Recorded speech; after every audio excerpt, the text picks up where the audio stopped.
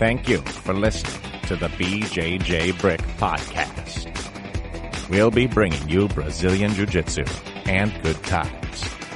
We hope to flatten your Jiu-Jitsu learning curve, help you get the most out of your grappling ability, and meet your goals both on and off the mat. Welcome back, my friends, to episode 103 of the BJJ Brick Podcast. My name is Byron. Usually I'm here with Gary, but this week we were unable to get together for this episode, so I'm flying solo here, but luckily I have a great interview with a gentleman named Chris Papandria.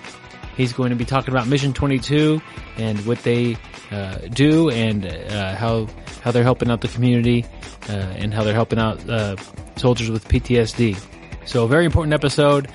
You could easily become a better teammate to somebody or maybe learn some stuff that would help you out this episode. So a lot of good information from our friend Chris. I want to remind everybody that if you want to get the BJJ Brick Podcast sent to your email every week on a Tuesday, we do that for you. Just sign up. Go to our website or go to our Facebook page. There's a place to put your name and your email address, and boom, every week we'll mail it out to you. Here at the BJJ Brick Podcast, we are trying to float this brick here, keep it above the water, so to speak. So we have an audiobook that's for sale. It's called Your First Year in Brazilian Jiu-Jitsu. It's about 2.5 hours of me guiding you through things you will encounter during your first year and helping you get past some of those hurdles and some of those milestones that will be expected to run into. Everything from finding the right gym for you to some basic techniques and positions you need to focus on, all the way to tournaments. So there's 6 chapters in this audiobook. If you enjoy the podcast, I'm sure you'll get a kick out of the audiobook, and proceeds from that go to help to keep the podcast floating, keep this brick floating. So I appreciate all the support we get from that. It really means a lot to us. And without Gary, this podcast will be going at a record speed, so that's okay, I guess. We've got things to get to anyway with the interview. But before we do that, we have the quote of the week. It's from Winston Churchill. Success consists of going from failure to failure without loss of enthusiasm. And that's Winston Churchill speaking about having, bumps in the road and having things not go your way and just stay on the course. And that's true success there. If somebody has an easy road and they don't have to overcome much, what are they really doing? What are they really succeeding, in doing? Most people are going to experience some bumps in the road, some setbacks, and just to not lose your enthusiasm, or if it does kind of wane a little bit, get back on track, and get to the next failure. And you'll have some bumps and some bruises and some little neck cranks here and there, but get past the things that are setbacks, and you'll also have some peaks in the road. You'll have some accomplishments. You'll have the first time you tap out a blue belt or a purple belt or something like that. You'll win a match. You'll score a point in a tournament.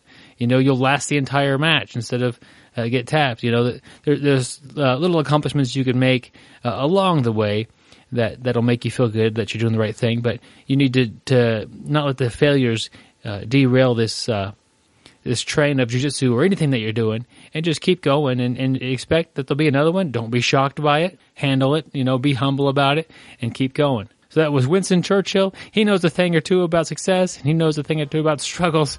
So success consists of going from failure to failure without loss of enthusiasm.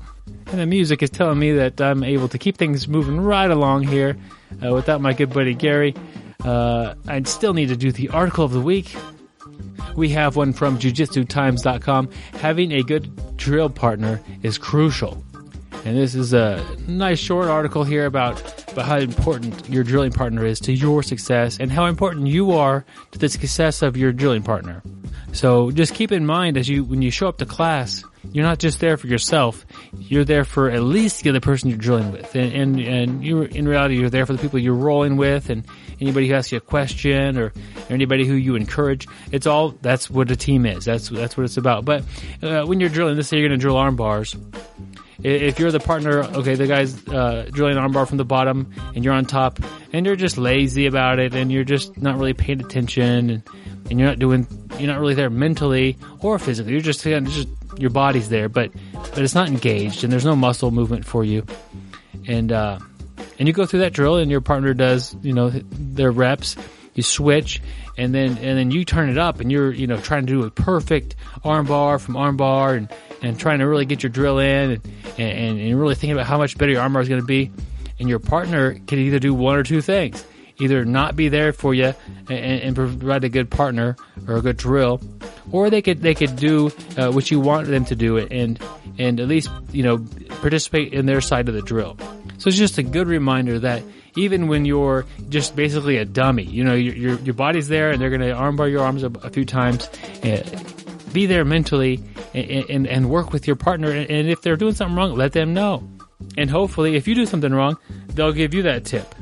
And I think that it can work in a positive way too. If you're enthusiastic about the drill and you're really wanting to get it, pick up the pace on this and do it right and put energy into it, I think your partner will pick up on that. And just subconsciously, if you're happy to be there and excited and ready to be a good partner, most of the time that switch will get turned on to them too, and they'll be a good partner for you. So that's one way you can maybe turn a kind of a not so great drilling partner to maybe a better one. Maybe just call them out on it, say, hey, are you all right? Are you sleepy? I show up to jiu-jitsu sleepy enough plenty of times, but if somebody asks me if I'm sleepy, I know that they've seen something in me that is not typical for me to do, and they're not getting the best me that they can. So I'll try to perk up and try to get with it there, and be a good partner for them. So are you doing okay, or are you what's going on? It could be a question kind of just to take them out of that funk that they're in and get them to be that drilling partner that you want them to be and that you are going to be. So it's a nice article. We'll put a link to it in the show notes, jujitsutimes.com. Having a good drill partner is crucial. So very simple concept, very important though. I'm not sure. I think I've covered all the bases. This is strange to do this without Gary. I play some sad music and it's tough times here at the BJJ Brick Podcast, without my good buddy Gary with me on the phone or here in studio, it's just not the same. And I know the listeners are wondering where he is, and it's just a schedule mix up. So hopefully we'll be back together next week. I did not want to skip a week just because the better looking half of the show was unable to attend. So I'll ugly through it, and we'll get you a great podcast. And this is important information coming at you anyway. I'm joking around a little bit here, but really listen to this information that Chris is bringing to you. Learn about Mission 22. I recently just ordered a couple T-shirts for Gary and myself to support the cause and to show support to people who I haven't even met. If they could see me with a shirt on, they could ask me about Mission 22, and I'll be happy to share information with them. It's a very important cause, and it's learning about this is just part about being a good teammate. You're going to be a good drilling partner, fantastic. You're going to be a good person and a good teammate off of the mat. That's part of where this is picking up. So here, let's roll our interview with Chris. And before we do that, we have a little segment. Our most interesting grappler is a special one here from our buddy Eli. So here we go. He is the most interesting grappler in the world. In his day job as an architect, he designed a building. The fire marshal gave him no hassles because it was designed with adequate hip escapes. When he butchers a cow, somehow it ends up all shin cuts and knee cuts. Greenpeace won't allow him to shrimp within 100 miles of the coast because whales beach themselves. I don't always listen to podcasts, but when I do, I prefer the BJJ Brick Podcast. Stay sweaty, my friends.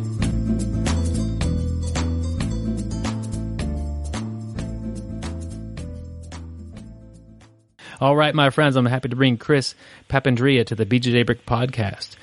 Chris, how are you doing today? Good. How are you doing, Byron? Doing good. I'm happy to have you on. You've got a very important message that we're definitely feel the need to get this out there to the audience. And you are kind of here to talk about Mission 22. Could you tell us a little bit about yourself before we get into Mission 22? Sure. I started martial arts when I was 9 years old. Back in 1991, jiu-jitsu wasn't really as popular as it is today. This is pre-UFC 1. And I grew up basically on the mat. I don't know anything other than doing martial arts.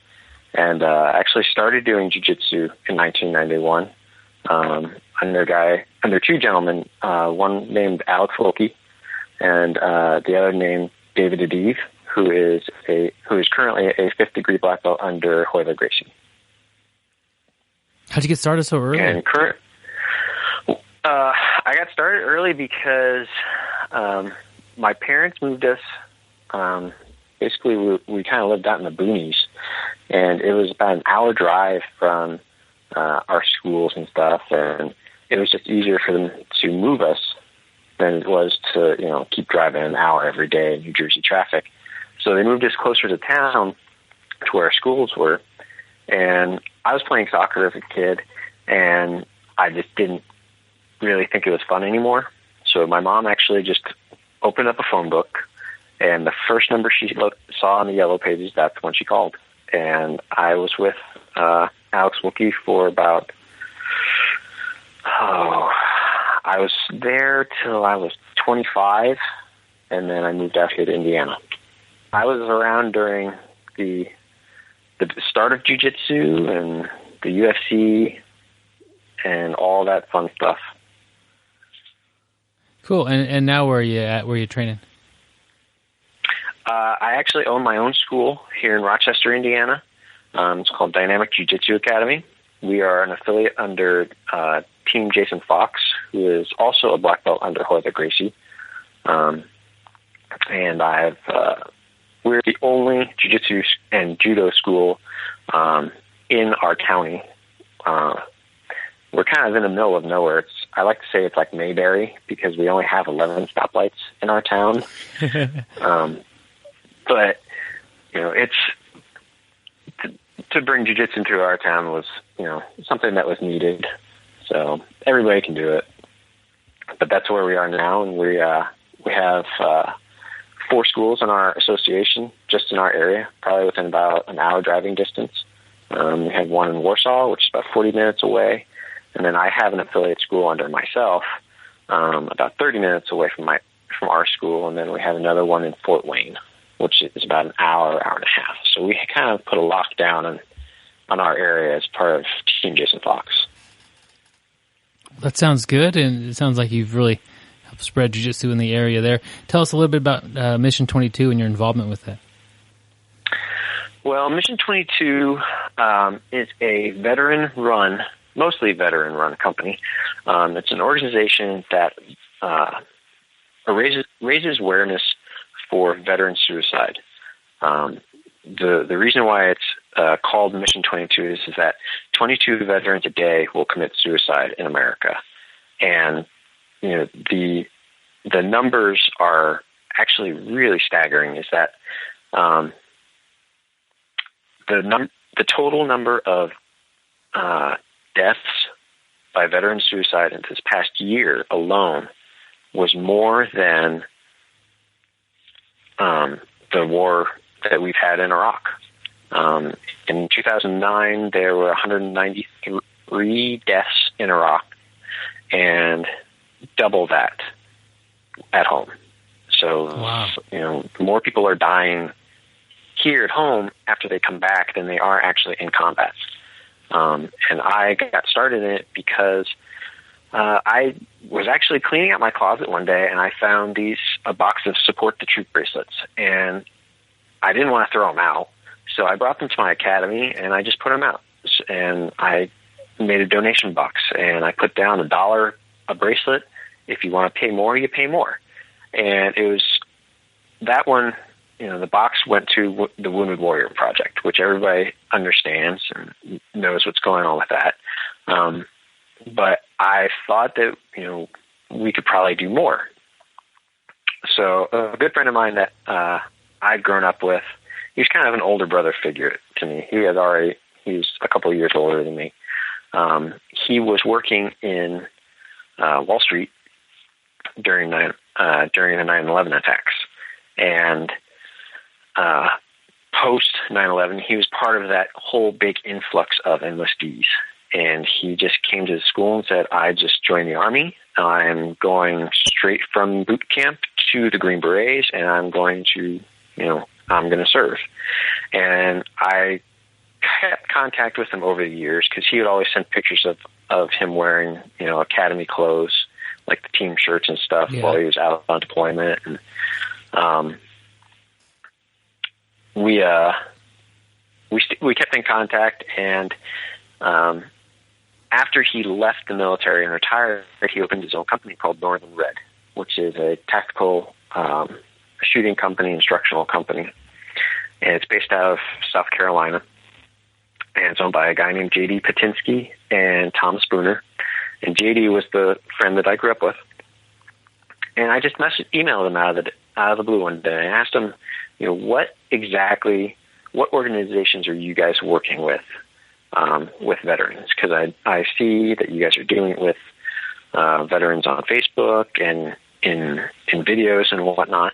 And he emailed me back and said, here's a guy's number. His name is Magnus Johnson. He's somebody I served with. He runs a company called Elderheart at Mission 22. And just give him a call, and we'll put him in contact with you. And that's kind of where it started. It started with the fact that, a guy that I looked at as a big brother, could have been one of those casualties at home. But because he had a support group like Magnus and Tom, that was where the start of it happened for me. So I called Magnus, and he and I had probably about an 2-hour conversation. And he was explaining to me all the reasoning behind doing it. And I actually had no idea that it was a Indiana-based company. It's down in Brown County. It's called Nashville, Indiana, actually. And they did a 22-foot sculpture. It's veteran built. It's called Soaring, which is falling leaves, and it's 22 leaves for each veteran death a day. And we after I showed that video to my wife Stacy, we both agreed that this is the organization that we need to be part of, and we can all do something about it just by wearing a shirt and somebody coming up to us saying, "What's Mission 22?" That was our biggest thing. And recently put on a seminar in Indianapolis with two of our good friends, James and AJ Klingerman. And it was a amazing experience and total success. You guys do put on seminars periodically. How do those work? Well, basically somebody gets it in their head that they want to host a seminar, and there's a couple people that really run the whole jiu-jitsu aspect. One of them is named Alan Shabaro, who is also a former Green Beret. He runs a school in McKinney, Texas. We were blessed to have him come up and teach at the seminar this past Saturday on September 12th. He and Pete Wilhelm, who is from, I believe, Oklahoma, and various other instructors are kind of spread out over the country who are veterans that are part of it. And you can either message one of them, and they can say, all right, well, we'll put something together, and they'll connect you with the other members of Mission 22, the actual heads of it. Cool. And they'll actually fly out pretty much on their own dime. Alan flew out on his own dollar from Texas to Indianapolis. He stayed in a hotel and all on his own. He didn't ask any, financial help. He didn't want us to pay him. It's not just a labor of love for them. It's getting the message out. And really, if you want to do a seminar, the best thing to do is find guys who are like-minded. find people who know veterans that, are doing jiu-jitsu, or ask a veteran if they are interested in jiu-jitsu. I mean, I can pretty much guarantee that any jiu-jitsu school you walk into in the United States will have a veteran as a student. So the biggest thing was just say in your head, I want to do a seminar, and just Google Mission 22, email Magnus and Randy Levere, and they will start getting you set up. And it really was, it was a stressful undertaking trying to get instructors together, but at the same time, it was great to see the finished product. That's great that it came out so well and supports such a great organization. You mentioned that basically every jiu-jitsu school in the country is going to have some veterans in there. From a teammate's perspective, how could they maybe help out another teammate that, if I haven't served in the military and then I have a friend, because we're on the same team and you get to know each other, how could I look out for, or maybe lend a hand to this person who I don't really? It's hard to relate sometimes to people that you don't share those experiences with. Right.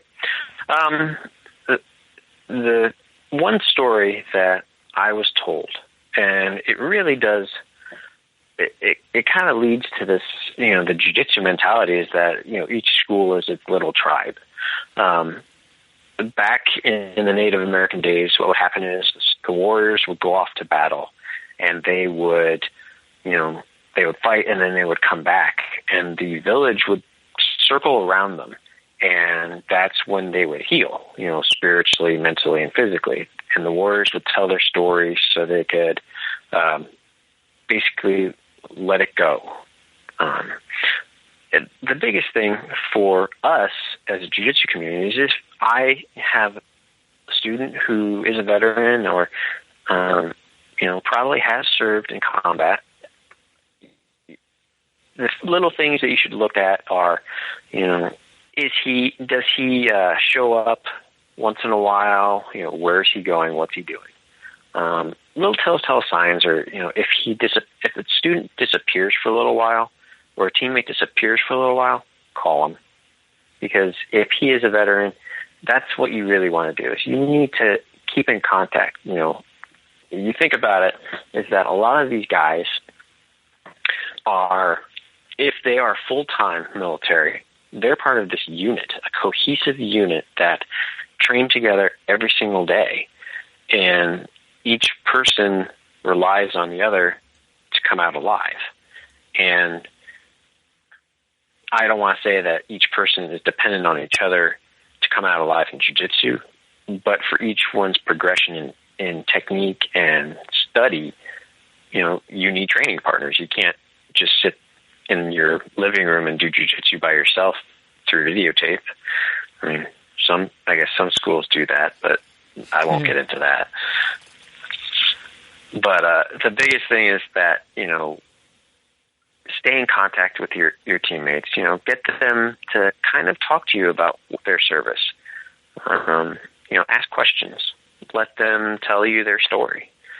That's the biggest thing. But the most important thing is, how can I help you? Don't say that, because most times they don't want to be helped.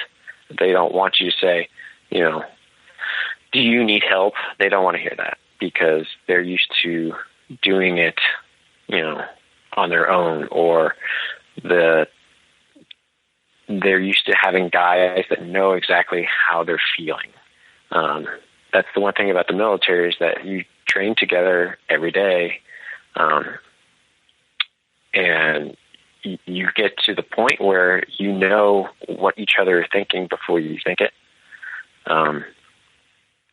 So that's the big thing as a teammate, is you need to, reach out to them and keep them active, keep them on the mat, keep tabs on them. I don't want to say stalk them, but just kind of, throw them a text like every other day or whatever. Keep in contact with them, because some of these guys are going home after class and they might be downing a fifth of Jack Daniels. I mean, we had a guy at the seminar who had just come back from deployment. He had no family whatsoever. The only people he had were his teammates, were his unit. And he didn't have anybody else anymore. And what he would do is he would just go home every night. He would just down a bottle of Jack and wake up and do it again. And it's, when they're alone, that's when bad things start happening. There are a lot of videos on the Mission 22 website, and you can go to it, mission22.com, and there's tons of videos and stories about guys who commit suicide while their family's out playing in the yard. Or his wife went out shopping and she came home and, he was in the garage hanging from the rafters, unfortunately. There's so many heartbreaking stories like that. And it's when your teammates are alone is when they need you the most. Yeah, I like your example of calling somebody. So if you're training, you train 4 or 5 times a week, you'll bump into any given teammate, once or twice during that week, depending on how much you're there and how much they're there. And it's easy to say that it's, my coach's responsibility to keep tabs on people and to think that my coach is going to call. And usually, like when I go to train, I'll say, I haven't seen, Joe for a long time. Has Joe been around? And my coach will say, yeah, Joe was in 2 days ago. Or I called him a little while ago. So, I'm fortunate that my coach tends to kind of keep tabs on everybody. But there's definitely a role for a teammate that, and most coaches aren't that good about keeping up with people who aren't around. But there's a role for that teammate that could just haven't seen you for a couple weeks. Haven't seen you all week long. I usually see you every Monday and Tuesday. Are you hurt? Are you going to make it in on Friday night to train? And just give them that, hey, we're waiting for you. We're going to be on the mats. We're hoping you're going to show up. That kind of that support in that way, and that we want to train with you, and what that can bring to their life. Yeah, that's when I was training in Indianapolis at James and AJ Clearman School, I kind of worked my schedule around training and hanging out with our teammates. Every Wednesday after morning class, we go to lunch, and we pretty much had to get kicked out of the place we were at. And it started being our normal thing where we would walk across the street, go to lunch, and then come back and train. But, it was just, it wasn't doing anything. We weren't doing anything. We were just sitting there having lunch and just talking, just, being guys and talking to each other. And that might be something that, like a small school like myself, or even big schools, like, you got the Gracie Baja schools that are huge. I mean, you got like 200 plus students maybe on a student log. And, some people can get lost in the shuffle.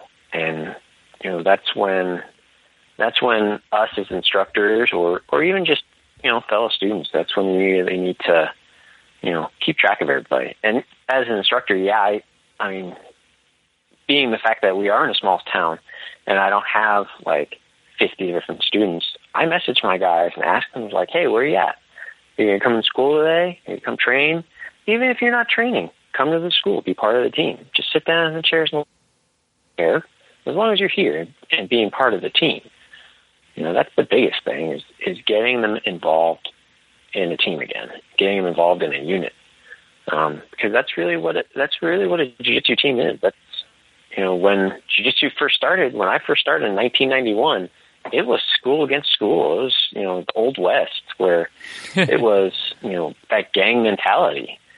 And sometimes you need that, not the whole, dojo storming thing, but sometimes you need that tight-knit crew of students to help each other. Another aspect of Brazilian Jiu-Jitsu that I think a lot of other sports may be lacking is just the total concentration that is required of the people that are doing it.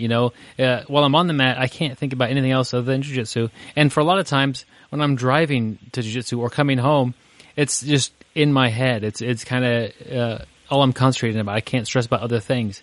And I imagine that would be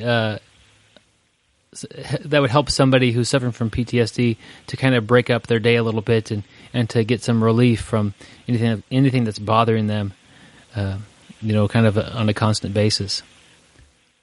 Absolutely. I kind of tell my students that thing all the time is that, when you're having a rough day, come to jiu-jitsu, because for that hour and a half, 2 hours that you're on the mat, you can't think of anything else but jiu-jitsu, because, if your, mind is preoccupied with something else, you have the possibility to get hurt. And, God forbid anything happened to a student on the mat where they did get hurt because they weren't paying attention, but really that is, it's therapeutic. We had at our last seminars that, so the instructors were all veterans or had connections to veterans. And each one kind of told their story. And one of the instructors, who's a very good friend of mine, his name is Vic Casillas, who runs Tennessee Brazilian Jiu-Jitsu in Nashville, he was saying that after his military career was over, he started training jiu-jitsu, and he kind of did jiu-jitsu during his military career as well. And it helped him heal. It helped heal the wounds that he had, both spiritually and physically, because, it gives you something to work for again. It gives you a job. It gives you a mission. Your mission is to go out and make sure that you don't get your arm broken or get choked out tonight. So that is the biggest thing. Is I always like to equate jiu-jitsu as that quote from Point Break It when Patrick Swayze said, "Surfing is that place where you find yourself and then you lose yourself." Well, so is jiu-jitsu. You can find yourself or lose yourself in it. You find yourself because you work so hard and train so hard that you find out what kind of person you can actually be. And you lose yourself because you forget all about the things that are going on in the outside world, and you are just kind of in the zone. And that might sound kind of hippie-ish, and, some people it might sound silly, but it really is. I mean, when I'm just rolling with my students, I'm not thinking about anything else other than, where's my weight going? Where's his weight going? How hard is he gripping my collar? What do I do next? It's that, that's the most beautiful thing about jiu-jitsu is that, it really is, it is a spiritual thing. And that's something that really can help people with PTSD because they don't have to think about what they've dealt with before. And I do have students that do have PTSD, and it's taken a while to help them work through it through jiu-jitsu. The biggest thing is that my one student, Mike, he has PTSD and claustrophobia, which when you do jiu-jitsu is kind of hard to deal with because you're pinned. You have somebody on top of you. You can't really create space all the time because when you're a guy on top, you don't want space. You want that crushing pressure. But for the guy on the bottom, it's not a happy feeling. So after 9 months, Mike has become our success story. He recently had to have a test done at a hospital, a CT test. And normally they'd have to sedate him. And this past time, they didn't have to sedate him because he remembered his jiu-jitsu training. He remembered to breathe. He kind of, I call it working through your progressions, thinking, okay, I'm out in the middle of the ocean. There's nobody here. It's just me. I'm safe. I'm fine. I can breathe. I can move around. I can get my arms away from my body. I'm all right. And he said that was the first time in a long time that he didn't have a panic attack because of his claustrophobia. So, jiu-jitsu does heal people. Well, that's a great example of how somebody's able to, get healed by jiu-jitsu. And I think another thing that it does, any fitness or exercise you're going to do is going to help reduce your stress hormones. I mean, there's tons of studies on this. It makes you just a healthier person. And, a lot of these are aggravating the symptoms and signs of PTSD.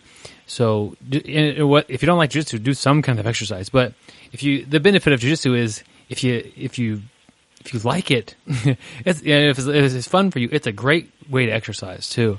So you get all other benefits, and then like for me, exercise is just a little bit of a bonus. I'm not doing it for exercise. I'm doing it because it's an enjoyable activity, and because of exercise, those stress levels just go down. It's a natural effect. When I come home from the school, I'm like stress free. I'm pretty much, for the most part, a happy guy, because after training hard, I really don't have, I don't have the energy to be stressed. I come home and I see my 3-year-old and I see my wife, and I just concentrate on them. And, that's jiu-jitsu it really is such a great art. And, it really is for everybody, because it is a workout, but also it's for self-defense, and, it gets you that camaraderie, and, it really has helped a lot of people, and I wish more people would do it, to be perfectly honest with you. As do I. That's easy. Everybody at least needs to try it a couple of days and time to see if it's for them, and I think it'd be beneficial to so many people if they tried it. And another thing, it's a positive hobby. I mean, if you don't want to do it real seriously, it's something that you could look forward to during the day, and you can go train, and it just kind of it takes you out of like a negative, like a loop of negativity. You're going to go there, and you're going to, people. I always describe my when I go to class, it's chokes and jokes. People are having a good time, and we're choking each other, and people are laughing at this and that. It's just it's a positive experience in almost all jiu-jitsu gyms I've ever been to. Yeah, I mean, I don't think I've been to one jiu-jitsu school that everybody's just got this scowl on their face the whole time, and they're so serious. It's not like that. Everybody's smiling, everybody's joking with each other. That's what's fun about it. Yeah, I think soldiers have a lot of stress coming back home. They've got what happened overseas or where they were. They've got money. It seems like it's always an issue, and of course it's not easy on families to have somebody missing from the family for so long, and just all this stuff, and you're trying to readjust to your life at home, and having a group of people that you train with is a good way to just kind of build a foundation outside the house a little bit of support that you could rely on. So, I think you and me in the same boat. It's if you are hearing this and you are suffering from PTSD, definitely consider jiu-jitsu as an option to change things up a little bit. Maybe you'll fall in love with it and you'll train for till you get old. And then even past that, obviously, is better. But it's just how would you sell jiu-jitsu to somebody who's hearing this and could benefit from it, but they've never tried it, and they don't know anybody who does jiu-jitsu in the town that they're in? How would you convince them that it's worth checking out? Well, if they have served, 90% of the veterans that have served, like that are my age, at least, I'm 32, 33. They have done a form of combatives in the military. It's required, and they're basically doing jiu-jitsu. That is what the combatives are now in the Air Force, the Army, Marines, everything. And so, one of my students, who's actually my first blue belt that I promoted, he joined because he just walked down the street, saw, hey, jiu-jitsu. That's kind of like the combative stuff I did, I think. And he just walked in the door one day, and he saw what we were doing, and he goes, well, this is exactly like the combative stuff I did. But we only did that for a week. But it was really fun when we did it. So sometimes selling it to guys who are kind of on the fence about it is, well, I'll ask them, well, did you do combatives in the military? And they'll say, yeah. Well, just think how much fun that was. you only did that for a week. You can do this forever. And you will be stress-free, and you'll make new friends. You'll get a good workout out of it, because that's a big thing. I don't lift weights anymore. I just do jiu-jitsu with guys. So, you're spending God knows amount of money over at a gym lifting weights. Well, how about you spend like half of that and do jiu-jitsu instead? I mean, it's better for you than lifting weights, because really, lifting weights is bad. The bodybuilders that say, "Oh no, lifting weights is good for you," no, they're lying. It's bad for you. Anytime you put like 300 pounds over your head, that's bad. But jiu-jitsu is natural. It's a natural thing, and it's good to stretch your body out. You still build muscle with it, and you're getting a good cardio workout out of it too. I tell my students is that jiu-jitsu when you're born. You just forget it over the years. My 3-year-old daughter I would just watch her when she would stand up as a baby, and she would do perfect standing with base. Perfect every time. And, those are in squatting. That's the other thing. You watch a baby squat, they have perfect form every time. We as humans, when we get older, we screw it up because we keep putting weight on ourselves and thinking, or trying to bend over and unnaturally. So jiu-jitsu is a natural aspect of life that you already know. It's just you forget about it through the years because you're doing other things. Yeah, and my daughter has one wicked armbar. So Ronda Rousey, look out. She's on her way, huh? She is. She runs around the school all the time, so she sees jiu-jitsu every day. She's been around jiu-jitsu since the day she was born. How old is she? 3. All right. Of course, this could backfire on me. She'll never want to do jiu-jitsu at all. I can't see that happening. But as we talk about, the stress relief and these things going on, it's so easy to go to class and think, okay, Joe's working on a half guard sweep. I want to help him with that a little bit. And you got, Nick over here has been working on his takedowns a lot. We're going to drill some of those and just to you learn what people want to work on and what they're doing. But there's way more going on a lot of times with people than just those techniques. I mean, if you could just follow some people home sometimes, you would see how they're living. And you mentioned a little bit into that before and what's going on in their home lives. Sometimes when I'm heading home, it's like, well, that was fun. We just kind of rolled around with a bunch of sweaty people and it was a good time. But somebody got way more out of that than just rolling around with sweaty people on the mat there. Somebody could have been in a kind of a dark place and got taken out of that for a few hours or a few days. And I think that's important as a teammate. That's important to remember that you're not just there just learning jiu-jitsu. There's a lot more going on that you may be unaware of, and it's important to stay positive with your teammates and really be there for them when you're training and then when you're not on the mat as well. Yeah, and that's I will say that about my students is, and this is what I love about them, is that pretty much every one of them is friends outside of the school. And I think the main part of it is that, we are a small academy, and we are a small town too. So everybody pretty much knows each other. But at the same time, I have an affiliate school that's 30 minutes away from us, and they still talk to their teammates in the affiliate school.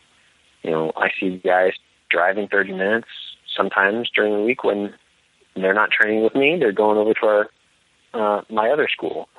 And, that teammate aspect is really a huge thing in jiu-jitsu. And another way to think about it is that my day job is I'm a personal banker, okay? And maybe I'm also, say I'm in the Army Reserves. Well, my unit gets called up and I get deployed. I'm not, and I don't do jiu-jitsu, I don't go shooting, I've never done anything like that until I joined the military. I get deployed, I drive a truck, okay? That's my job. And then I see all these horrible things happening, and, IEDs are blowing up, or my friends are dying in front of me, and then I have to come back, and, I'm expected to go right back into my life. Like, oh, Johnny has to go to soccer practice today, and, oh, by the way, you have to coach his team, and, hey, can you go get a gallon of milk, or this or that, and, certain things might trigger that PTSD during your just normal day. I like to say that the movie American Sniper did a great job of showing what post-deployment life is like for soldiers. You see him, Bradley Cooper, just kind of sitting there in the living room staring at a blank TV, and his kids are just running around him, and he's just sitting there. But everybody sees him sitting there, but in his mind, he's hearing bullets flying past his head. He's hearing people screaming. He's hearing all these horrible, gut-wrenching things. But by getting somebody on the mat and getting them working and training, you can prevent those things from happening. You can prevent the minds from wandering. Because really, the mind can only wander so much when you're in jiu-jitsu. You can only think about, drilling the technique 10,000 times and perfecting the technique so you can do it perfect 10,000 times. I'm a big believer in the 10,000 hours rule of Kurt Osiander. And, it's to drill until it's automatic. And if you're not paying attention to what you're doing, drilling it, your technique's going to be flawed. And by getting your friend that's on the mat, getting me that drove a truck in the Army and saw horrible things on the mat, I don't think about those things anymore. I'm thinking about jiu-jitsu. I'm becoming obsessed with jiu-jitsu. And that's not necessarily a bad thing. Yeah, definitely a good thing to switch it with. And, when the soldiers come back home, they have things to do typically. They have some job they're trying to do or something that their spouse wants them to do. But, like, if you're not healthy mentally, that's part of your job, is to figure out, how to get yourself back together, or to get help getting yourself back together. And so, like, you can't just put that aside and think, well, it's, I have to bring in this income for my family. You being healthy and there for your family in the long run is crucially important to how your family is doing. So, taking the time out to invest in yourself and to either get some help professionally, or you try a jiu-jitsu class or whatever you think might help, that's well worth it. That's not 22 people a day we're losing to this, and it's just and that's just the basic number. That's the one that those are 22 a day is the number that's being reported. That's not, that might not be the actual number. There could be more people than that we don't know about. And that's, again, when you hear that number 22 a day, how many do you meet 22 people a day? No. Think about that. How many people do you run into a day? And that's staggering. It really is. It's a frightening number that we can all do something about, and even just, go into a VFW or American Legion or whatever in your area. Sometimes those two organizations kind of give you a little bit of pushback because they are older gentlemen, and they think, well, did you serve? And I'll plain out say no, because I never did serve. I kind of went the route of doing martial arts, and that's all I wanted to do. I wanted to be a martial art bum and do judo and jiu-jitsu and fight. I didn't think about being in the military until I thought, well, can't do judo and jiu-jitsu anymore because I hurt my back. Well, let's try and do the military. Then the military doesn't take you. So now what do? Go back to jiu-jitsu. So for me, as not being a veteran, when I try and talk about two veterans that are of the older generation, they give you a little bit of pushback. That is one thing that's unfortunate. Like, well, you didn't serve, so you don't know, type of thing. And sometimes, I will say, you're right, I didn't serve. I don't know what you guys went through, but I'm here to help you work through it.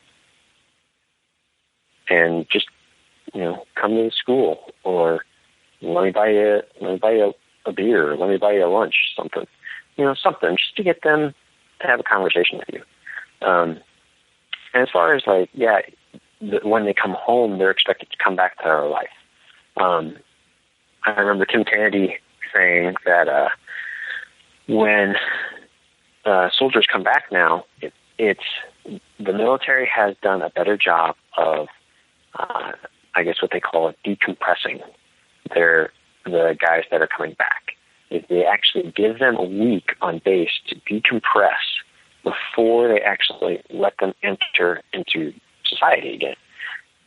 It's not like prison, but you are coming back to your family that's pretty much run themselves by themselves for the past year or so, and it's kind of a readjustment period for both of you. But that is one thing that I will say that the military is starting to catch up on.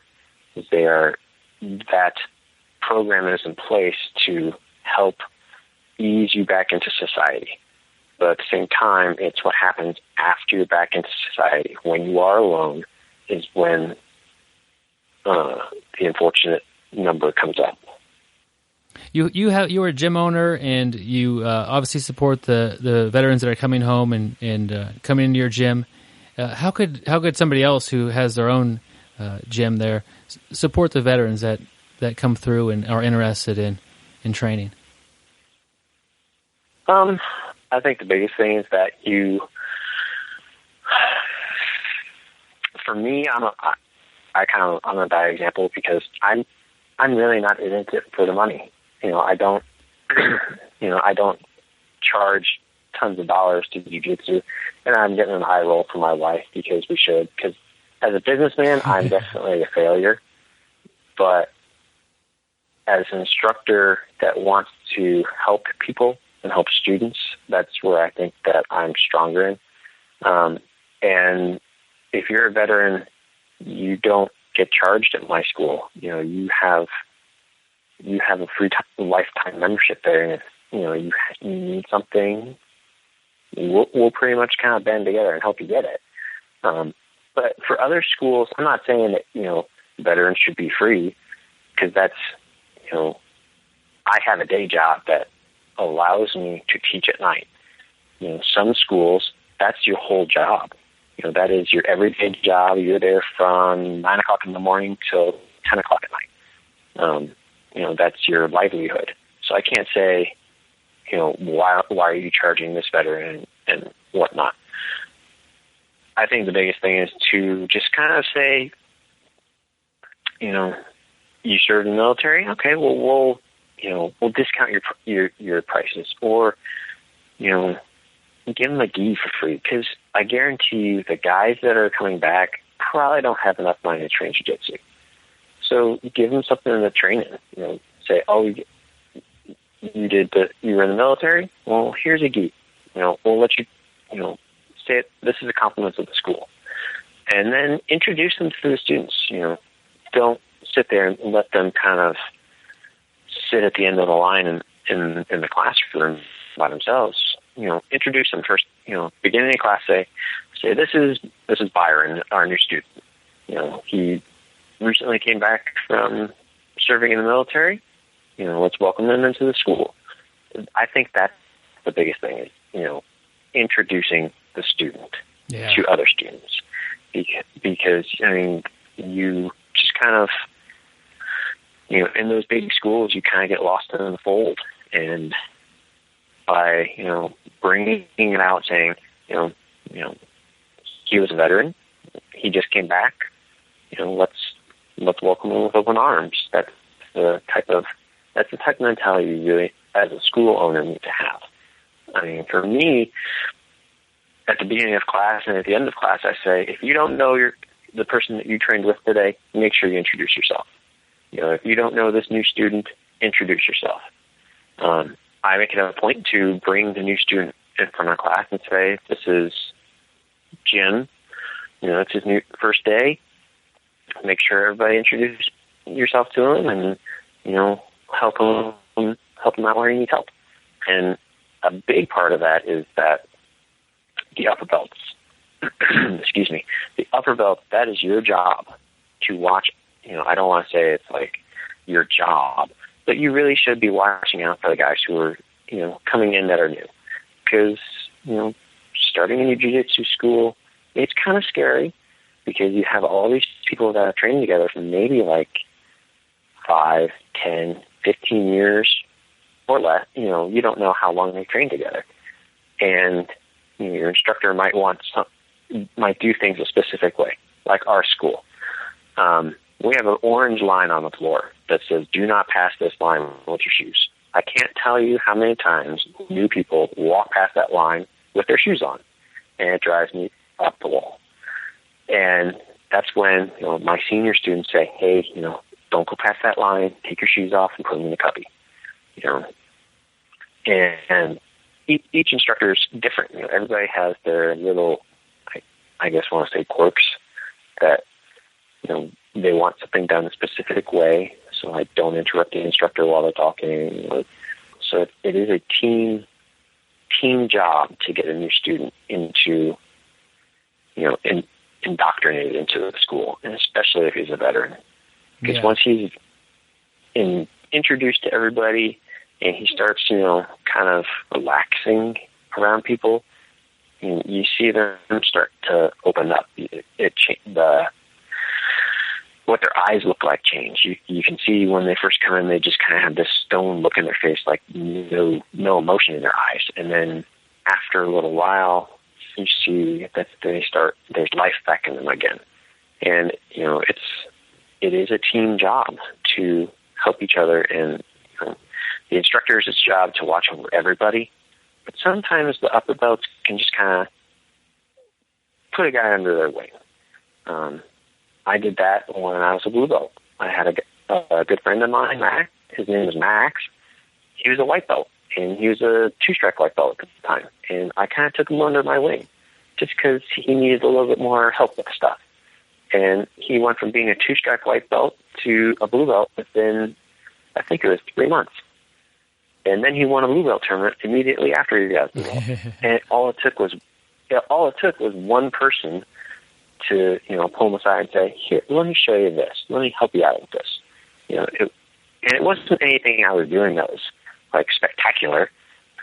I wrote down a game plan for him. I said, "Well, this works for me. Let's see if it works for you. And if it doesn't, we'll get rid of it. We'll do something else."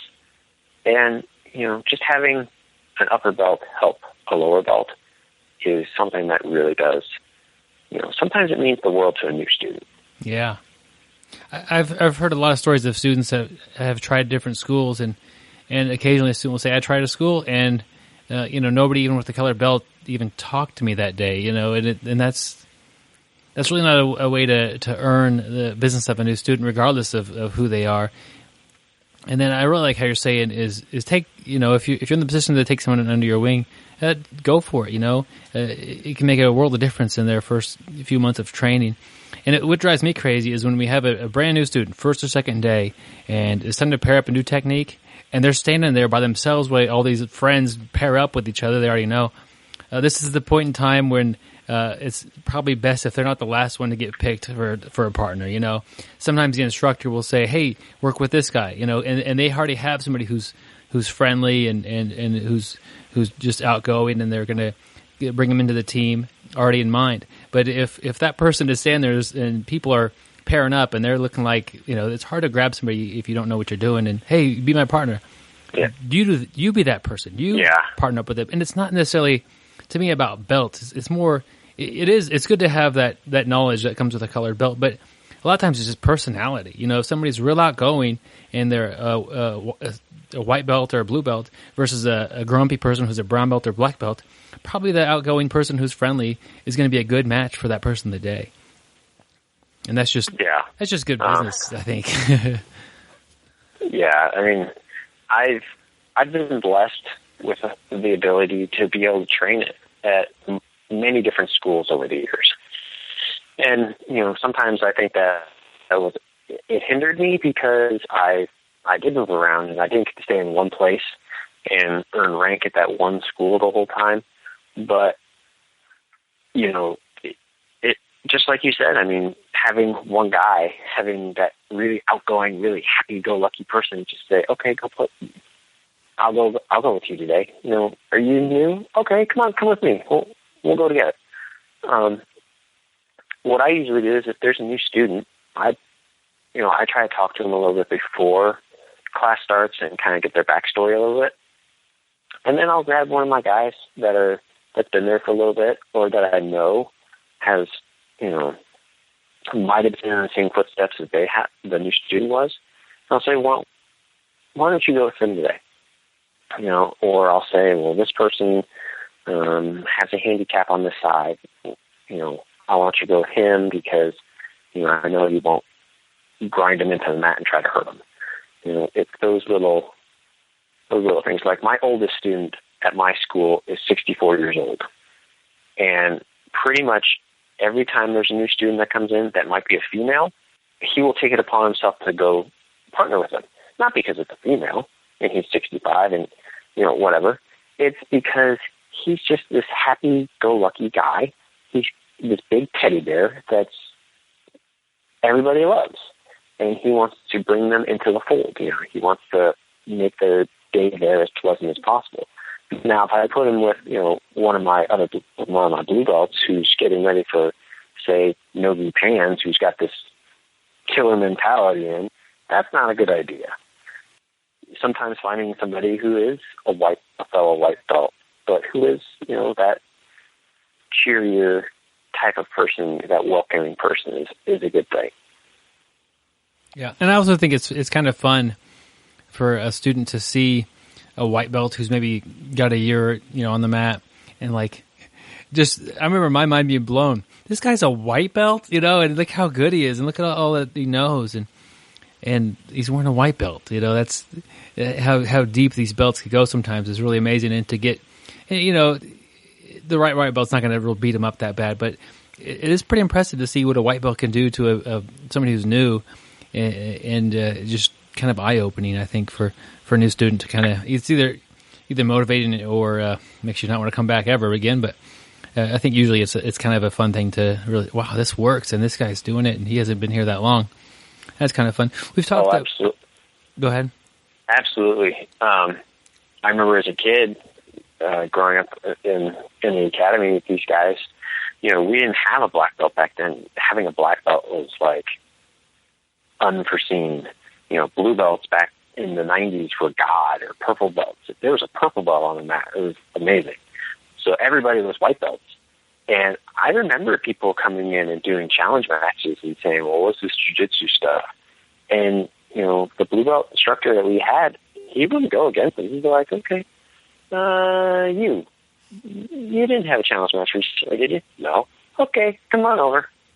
And everybody would be white belts. And that's kind of how I am at my school, is that, you know, I don't want to say I make my guys sandbag, but I make them wait at those belts because I want them to be really good white belts. I want them to be amazing blue belts. And when new students come in and they go, how good are you? Only a white belt?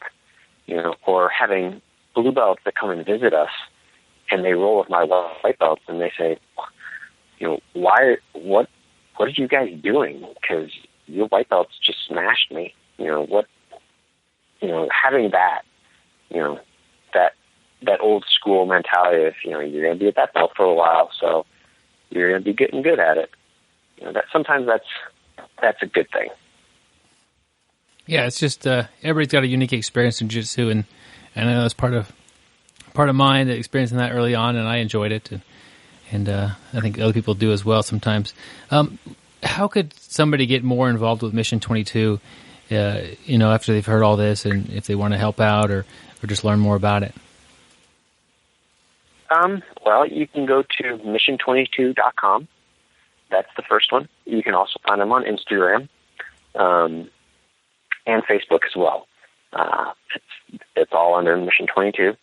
The other company you can look up is Elder Heart. It's 2 words. And, you know, they're doing a lot of things with basically what they do is they have a company that makes art. That's the biggest thing. They make industrial art. Like they make these beautiful tomahawks that are out of, cast iron blades, and they're antique and they're amazing. But the other things you can do is, there's so many organizations out there right now with helping veterans.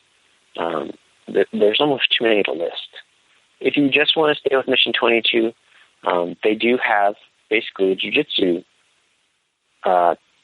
division to it, and that's run by Alan Shabaro, who is third-degree black belt in jiu-jitsu and lives in Texas. Alan is a very imposing figure, to say the least. He looks like he missed his calling and should have been a linebacker for the Dallas Texans. But, he really did talk about everything. I had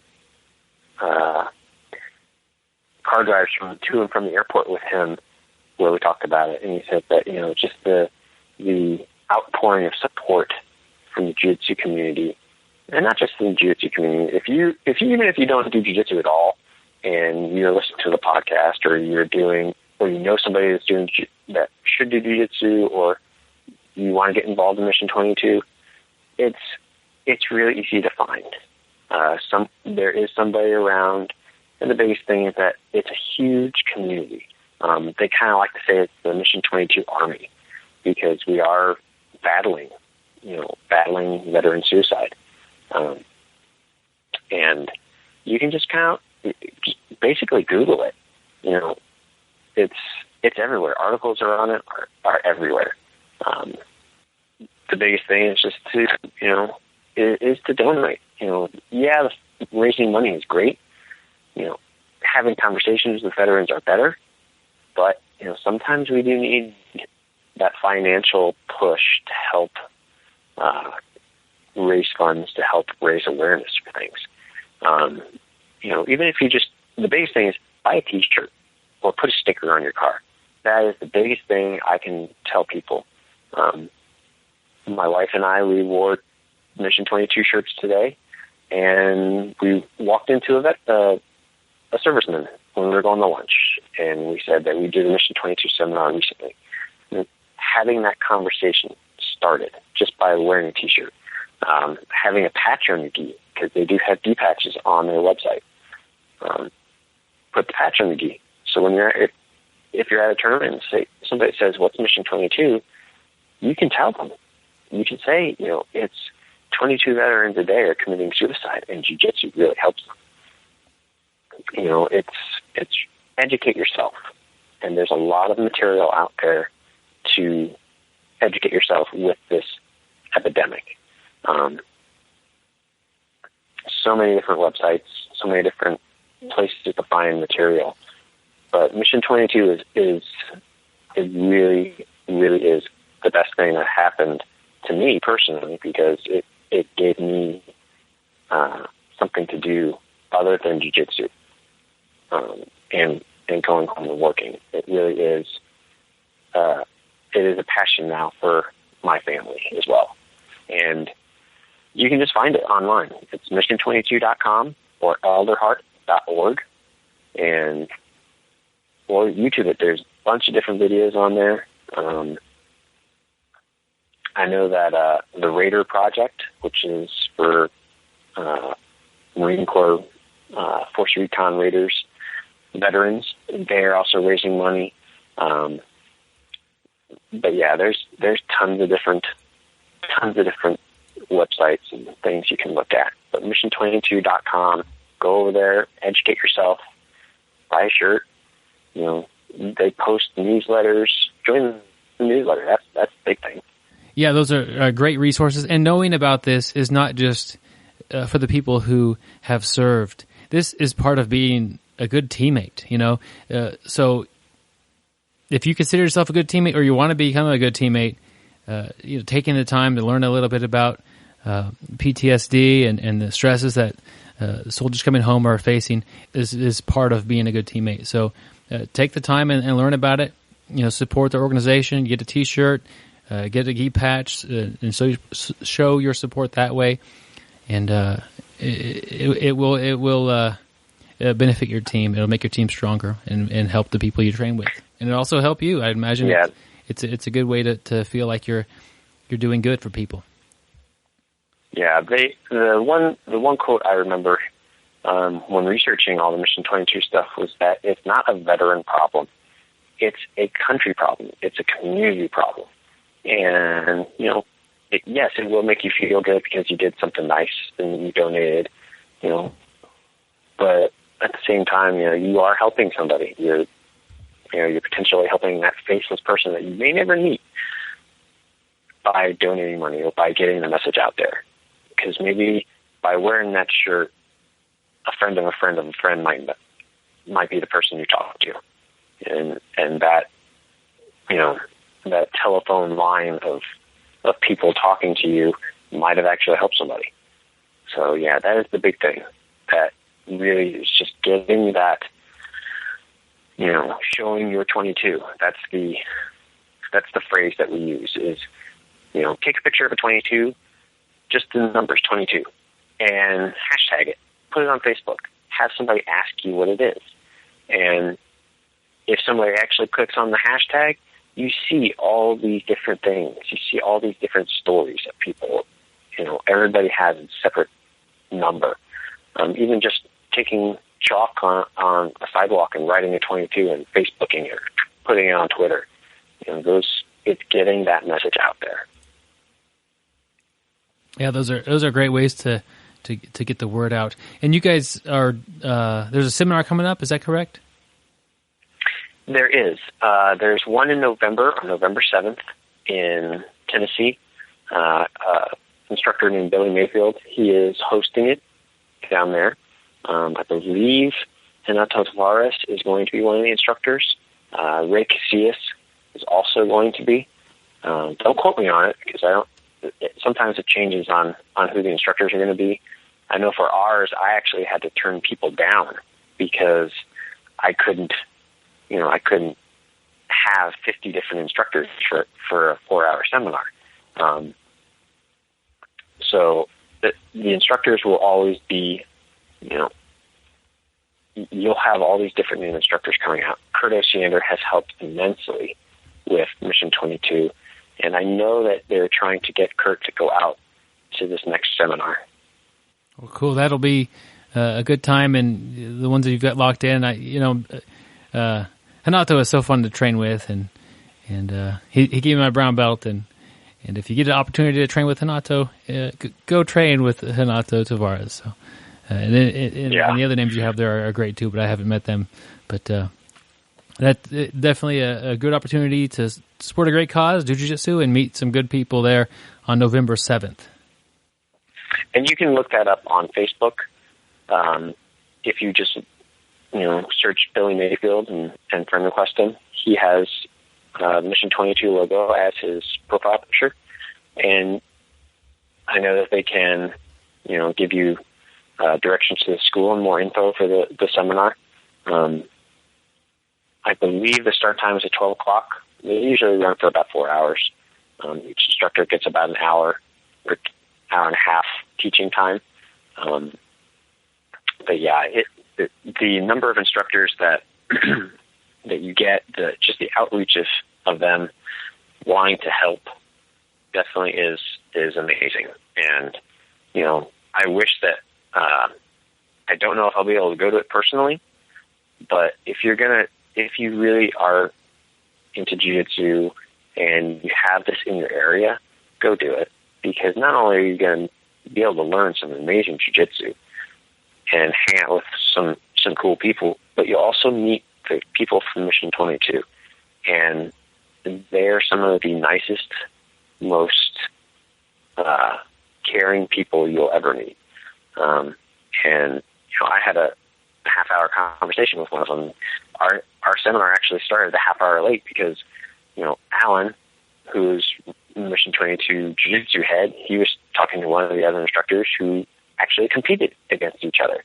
So that's the other thing, is that you may get two guys that have competed against each other that are both veterans that both share the same passion about this in the same room for the same seminar.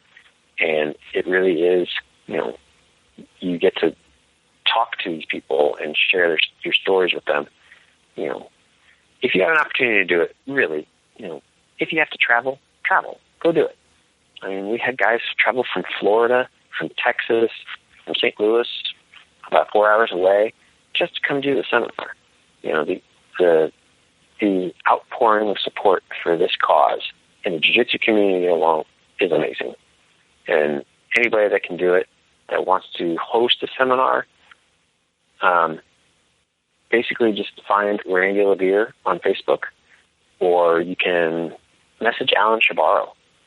He's a little bit hard to get a hold of because he's training for Master Worlds, but just message him, and he'll help connect you with people to help host a seminar. Anybody can do it, really. It really didn't take me that long to get a group of guys saying, okay, we'll do it.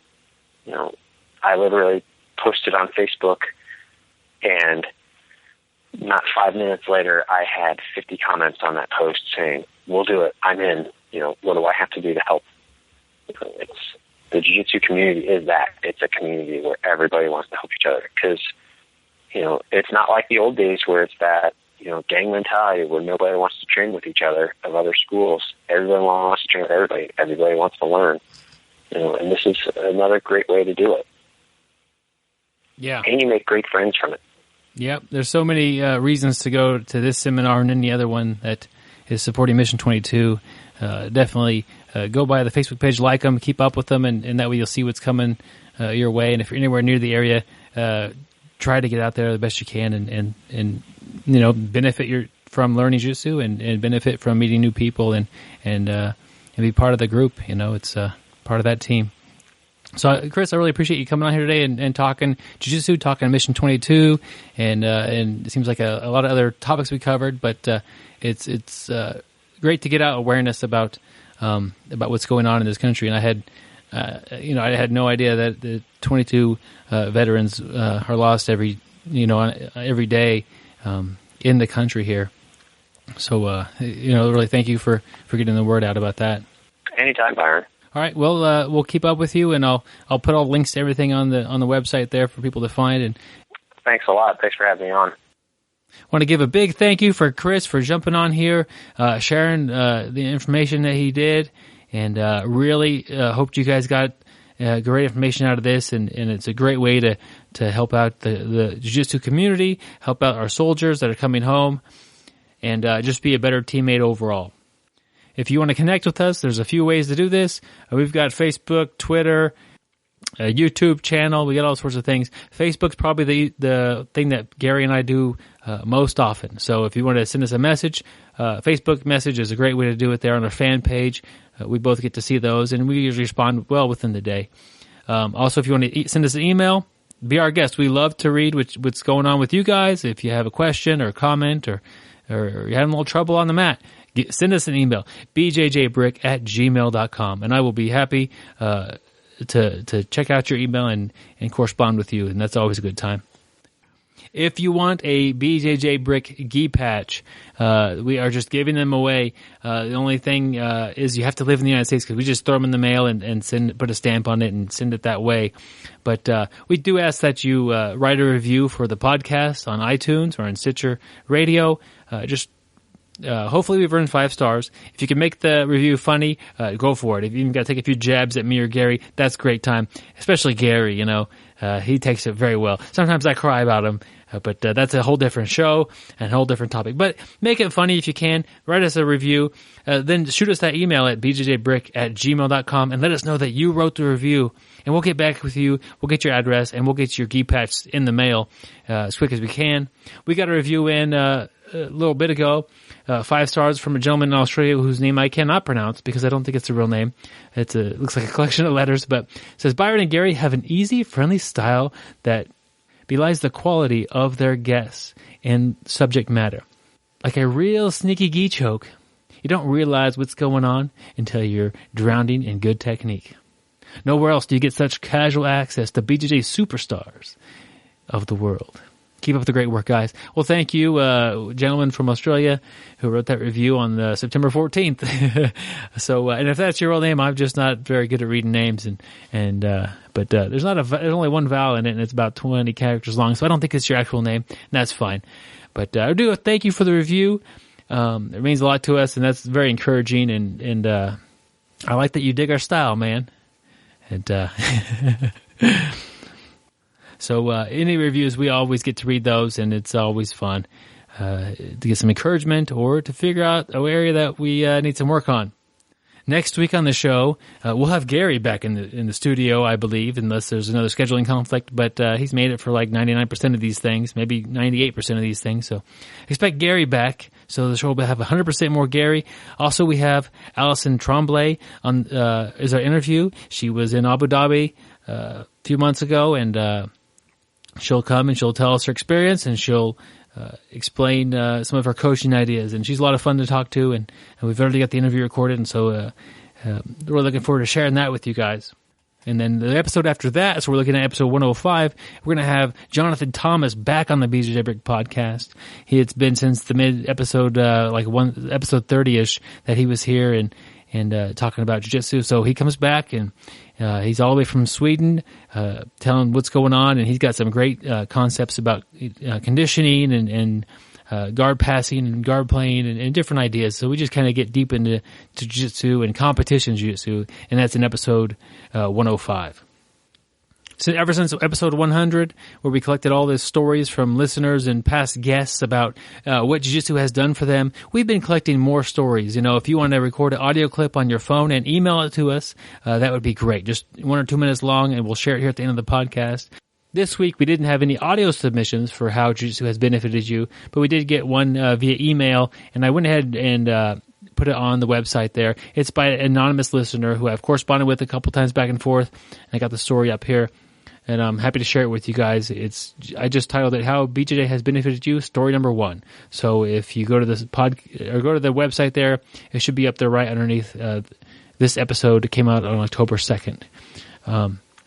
It's a story of somebody who was an addict who weighed 280 pounds and who was told that in his 20s he wasn't going to be able to walk anymore because his body was giving up, his joints and his legs were bad, and it was just difficult to stand.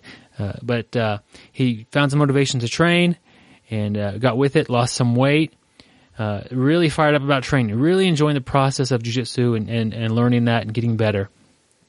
This person also suffered some pretty severe depression, even attempted suicide on multiple occasions. So he was worried about being judged, about his weight, and about his addictions, and about his suicide attempts by his classmates. None of that happened.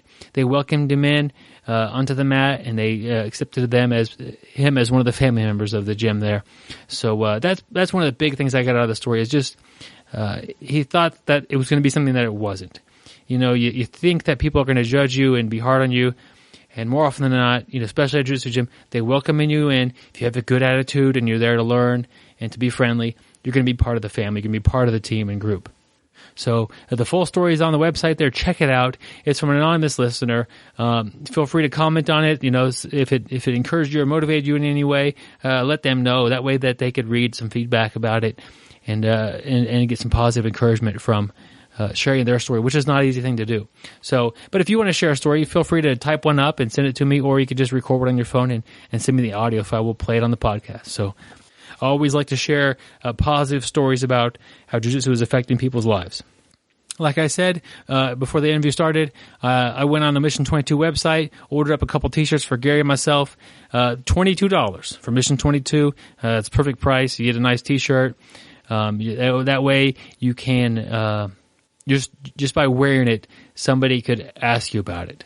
You don't have to go and just keep talking to everybody about it. You just put the shirt on. If somebody wants to talk to you about Mission 22 or has a question about it or what it means, there you go. You know, they've opened the door by asking the question, and you get to share the information about them. So a lot of times the right person will ask the right question, you know, if you're out there promoting it. So, and also the money goes to the Mission 22, and obviously a great cause for that.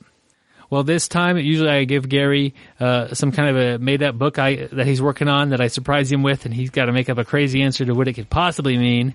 I assume he's working on the book tonight, because this is when I don't know what else he could be doing. Either he's recording a podcast or he's working on his audio book for you guys. So maybe next week we'll have an actual book ready to go by Gary. Unlikely, but more likely I'll just make up something on the spot and throw it at him and see what he comes up with for our good times at the end of the show. Very kind of strange this week recording. I haven't quite been what I feel is like on it today, without Gary, someone to bounce some ideas off of and to get some different points of views. It's a little different. I'm not really used to that, obviously, so it's strange talking to yourself. But we got through the episode. I felt that it was very important to get the information out as soon as possible and get this podcast out here. So next week, should have Gary back. I should be back in the same spot as well, and should be a normal episode with a little bit more humor and a little better looking host with Gary there, of course. We're located in Wichita, Kansas, right in the middle of the country. If you happen to come traveling through, we'd be happy to train with you. Hit us up on the email address there, and let us know when you're in town, and we'll try to make some time for you. It's always fun to train with the listeners. We'll catch you guys next week with our podcast, and as always, stay sweaty, my friend, and don't forget to shower. Thank you for listening. I hope you find the time today to roll. After all, the best way to get better at Brazilian Jiu-Jitsu is to do Brazilian Jiu-Jitsu.